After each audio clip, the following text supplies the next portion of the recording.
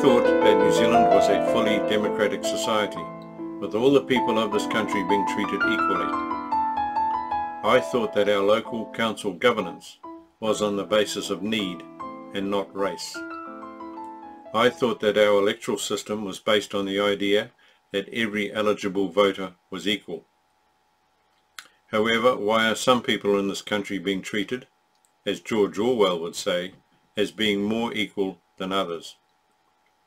First, however, please help this channel by giving this video a like. Every like will help the YouTube algorithm. Thank you in anticipation.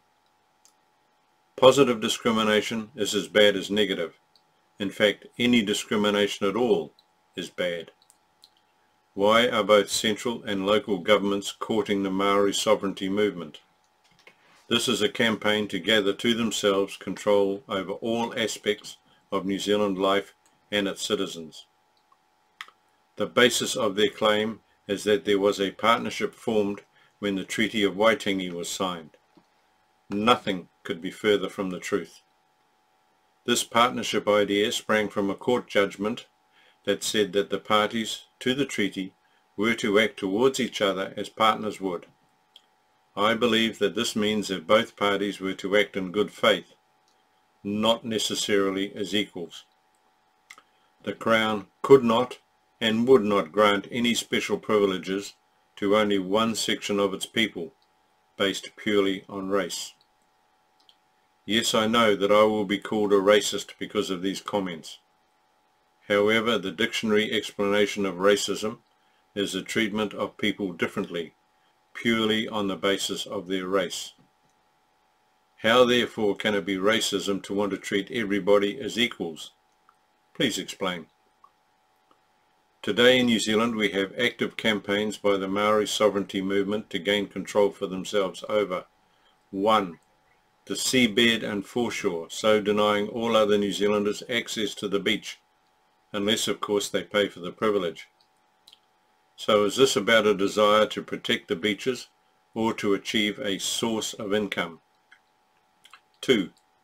To gain control of fresh water, something that under British law nobody owns. Once again I suspect that money is behind this. And 3. To gain control over local body decisions and the extracting of payments to facilitate approval of an owner's plans. Once again a revenue stream. All the preceding examples are there to gather more money into the Maori elite's pockets. It will not filter down to the general population. Of that you can be assured.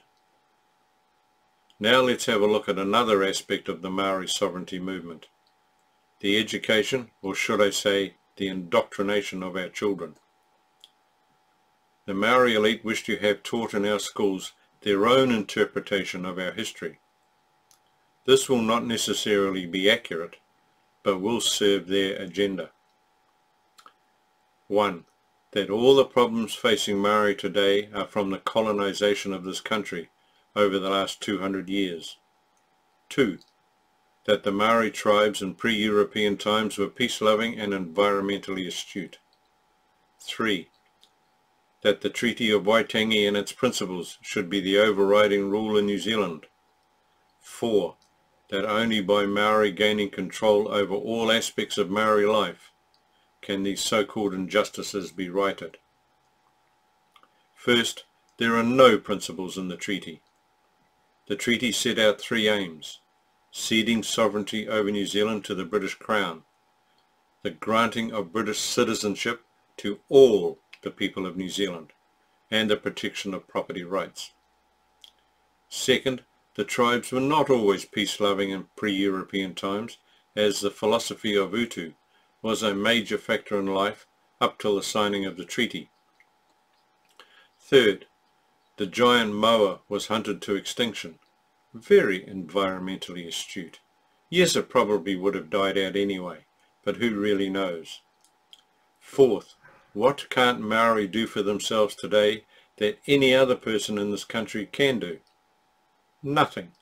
Maori have complete freedom to achieve anything they desire. So why do both the political parties in New Zealand pander to the Maori elite? Please explain that to me. I remember the speech that Don Brash gave in Orewa some years ago.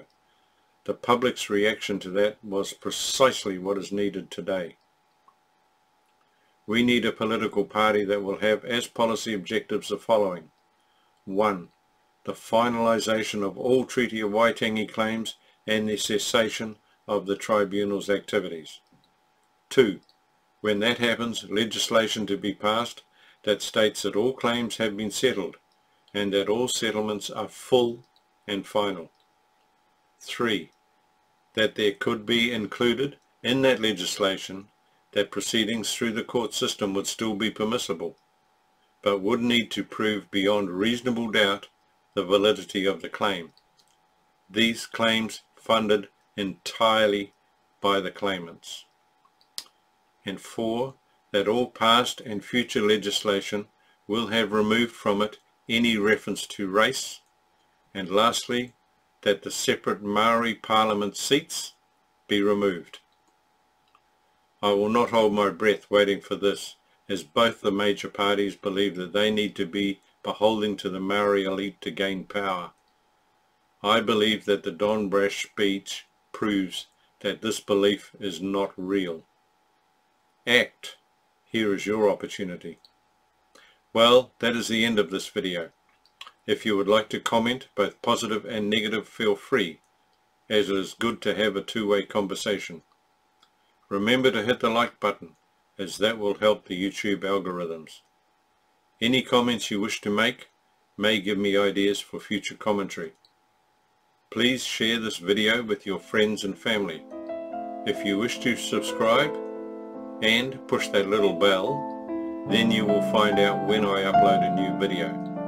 Just use the appropriate buttons. Thank you for watching, and we will see you next time.